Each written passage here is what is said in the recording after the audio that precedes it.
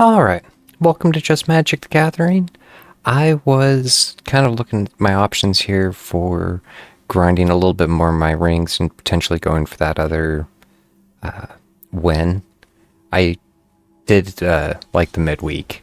The sliver deck was pretty awesome, and yeah, that is slow. I was actually wondering about if I take my lifelink deck in. It was red, white, or black, red. Either way, red, white, black should finish or work both my rings. And hopefully I can get a quick win here.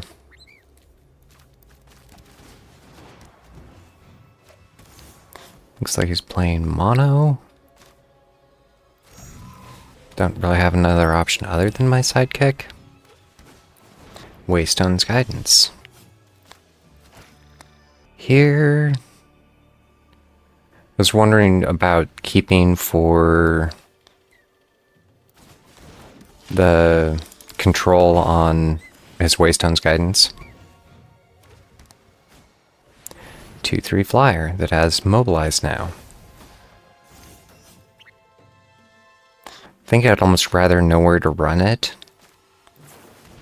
and get that out on the board, because the strategic betrayal can take things that are bigger. I now have a 10/10. I can get a couple more mana. Pacifism. And now his Life Creed Duo mobilizes. It can enter tapped. And pacifism means he can't attack or block. Exemplar of Light. My arena. It's got not a lot of options here other than just kind of keep pushing. I was wondering there if I should have kept it as the defender. Nice. The Dalkovan backpack beast before they gimped the Waystone's Guidance.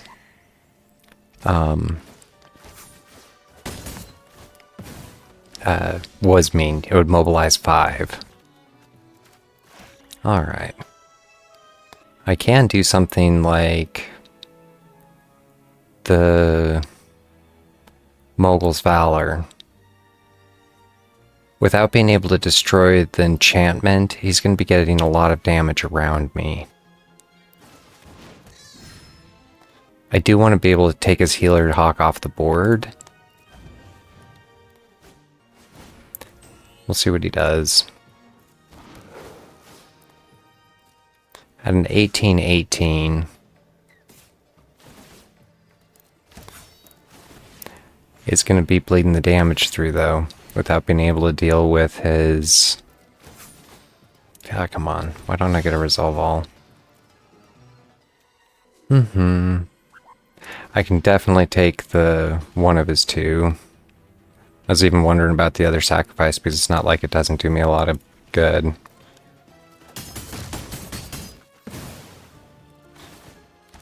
So, 13 and 27. Now I can do... I could destroy the enchantment and get my Death Touch back. Getting his Waystone's Guidance off the board means all of his mobilize basically become ineffective.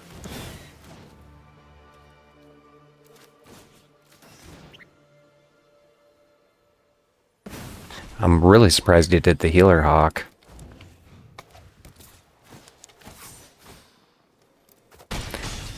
At this point, it's not getting a lot of damage through. Take his flyer off. The 5... This thing, at a 27/27, gets +1/+1 counters on it. Nice. Game.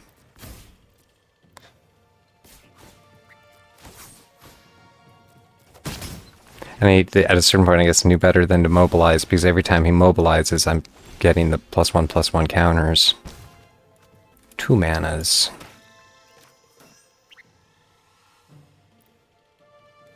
The 27/27 I can actually afford to do.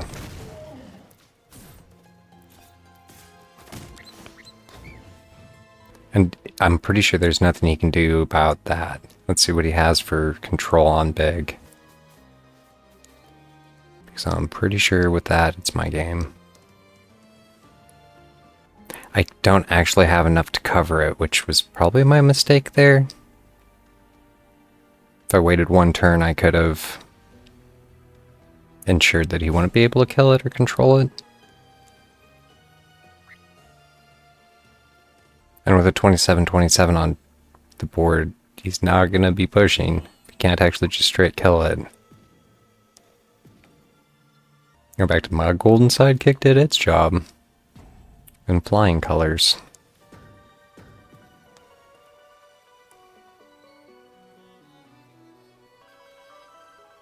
I have 18 +1/+1 counters on there. A +2/+2 counter and a +3/+3 counter.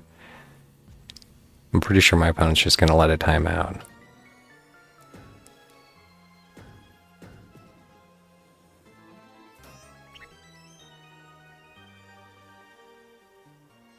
And any time now. So I'm going to have to wait a whole nother loop.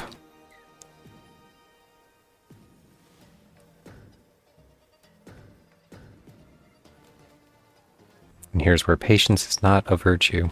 Or patience is a virtue. Patience tends to be a virtue I don't possess.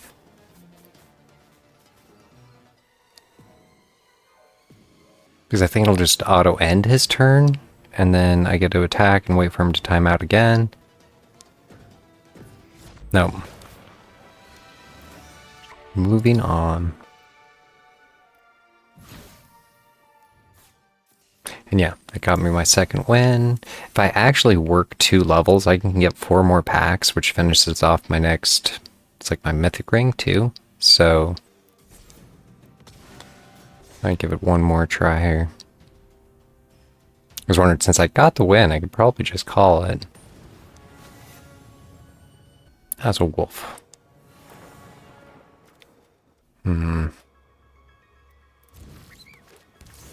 So here I'm actually slowed down because the encampment's not going to come in unless I control the swamp. Or it's going to come in tapped unless I control the swamp. Looks like he's playing... Nice. I know that card. Going back down, I like this art. I should have picked that up when it was on sale. The Blight Priest. That is actually a little unfortunate for me. So whenever you gain life, each opponent loses 1 life. That's part of the death loop mechanic. Lunar Convocation. You can choose to pay life to get card draw, which is pretty nice. Let's see what he's playing for control. The Revenant. With a Sheltered by Ghosts. Nice. Strategic Betrayal. I'll take that back. And you lose your graveyard. Cosmog. So that's the bat. I definitely have one of those. Huh. Whenever you enter or attacks, you may pay 2 life. When you do, return target non-land permanent card. I didn't realize you could actually do that loop. Because he just got us Sheltered by Ghosts off that.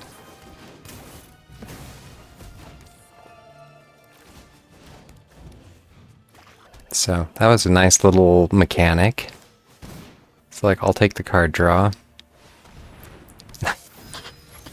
Oh, well, what a pain in my rear. I mean, I basically have to drop his Enduring Tenacity.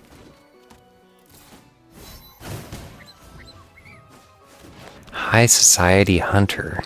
In fact, I don't actually recognize that. Whenever this creature attacks, you may sacrifice another creature. If you do, it gets a +1/+1 counter. So... I need my bond up in a way. Depends what he's going to do for being able to give it lifelink, or I'm kind of curious what he has here. Draw 2 cards. The Essence Channeler. And that's interesting. He can do it more than once.